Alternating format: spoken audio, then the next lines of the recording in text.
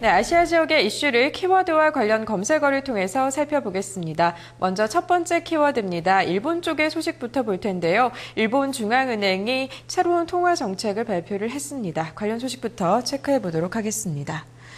네, 일본 중앙은행이 공격적인 금융 완화책을 발표해서 시장의 주목을 받고 있습니다. 구로다 새 총재 아래에서 열린 이 첫 번째 회의인데요. 내용을 살펴보면 2년 내 물가 2% 상승 목표를 최대한 빨리 달성하기 위해서 모든 조치를 취하는 양적, 질적 금융 완화를 하겠다라는 발표가 나와 있습니다. 이 중에 가장 획기적인 사항을 살펴보겠습니다.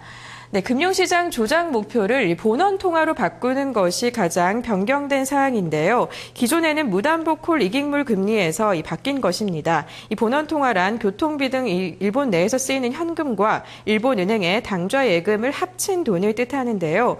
지난해 기준으로는 138조 엔이 본원 통화였습니다. 이 생활에 필요한 돈을 제외한 나머지 돈은 은행에 저축을 또 하게 되는데요. 은행은 맡긴 돈으로 재테크를 하거나 대출을 통해서 여러 배의 신용을 창조를 하게 됩니다. 이번에 일본은행은 엔화를 세계 최대의 화폐로 만들기 위해서 이 본원 통화를 연간 60조 엔에서 70조 엔씩 늘려서 내년에는 270조 엔까지 증가시키겠다라는 계획을 발표했는데요. 이처럼 돈의 양이 증가하게 된다면 어떤 현상이 발생하게 될까요? 네, 엔화 가치가 하락을 하고요. 이에 따라서 소비 증가와 주가 상승에 영향을 주게 됩니다. 자세히 풀어보면 엔화로 거래되는 이 주식과 같은 금융상품을 포함해서 모든 상품 가격이 서서히 오르게 되는데요. 이 소비자가 현명하다면 물가가 오르기 전에 소비를 하려 하기 때문에 소비가 느는 등 경기 회복에는 도움이 되는 것입니다. 하지만 이 엔 하락은 일본 기업과 가전, 이 자동차 부문에서 경쟁을 하는 우리나라 기업에게는 불리하게 작용을 할 전망입니다. 대표적으로 자동차 업체를 보면요. 엔화가 1엔 하락할 때마다 토요타는 350억 엔, 닛산은 200억 엔 정도 영업이익이 증가하게 되는데요. 이에 따라서 일본과 경쟁 관계에 있는 현대기아차라든지 두산인프라코어를 비롯해 많은 국내 수출 기업들은 어려움을 겪을 전망입니다. 네, 이어서 두 번째 키워드 살펴보도록 하겠습니다. 중국 쪽의 소식을 볼 텐데요. 중국에서 임금이 상승하고 있다라는 소식 전해드리겠습니다.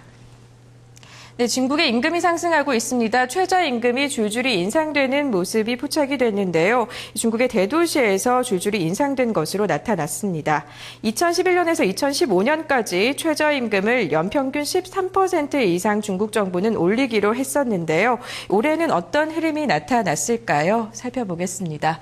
네, 상하이와 베이징 등 13개 도시에서 최저임금이 인상이 됐습니다. 특히 중국의 기준이 되는 상하이시의 최저임금이 11.7% 인상돼서 1,620위안, 우리 돈으로는 29만 원 정도로 발표가 됐는데요. 이 최저임금엔 연장 근로의 시간 임금이나 야근 등 이 노동 환경이 다른 것에 주는 수당 등이 포함되지 않습니다. 그렇기 때문에 실제 급여는 60만 원 선에 불과한데요. 네, 어쨌든 이렇게 임금은 두 자릿수로 증가를 하고 있습니다만 중국에서는 최근 소비가 위축되는 모습을 보이고 있습니다. 그 원인을 살펴보면요. 이 접대비를 절약하고 있고요. 이 사치품의 수요가 감소하면서 결과적으로 소비가 부진한 흐름을 나타내고 있는데요. 이 시진핑 새 지도부가 공무원들의 접대비를 절약하라라는 명령을 내렸고요. 이 소비를 보면 선물용품 등 외식비 등이 크게 감소를 했고 대형 백화점과 호텔의 소비재 판매도 줄어들었습니다. 또 고급 레스토랑의 매출도 전년보다 마이너스를 기록하는 모습이었는데요. 이 때문에 중국 정부는 4월이나 5월에 내수 자극책을 내놓을 것으로 보이고 있습니다. 서비스 산업 진흥책이나 이 저소득자를 대상으로 한 감세를 통해 소비 촉진책뿐만 아니라 또 친환경 자동차나 가전 등에 대한 보조금 정책까지 시행될 것으로 전망됩니다. 지금까지 아시아 지역의 이슈를 키워드와 관련 검색어를 통해 살펴봤습니다.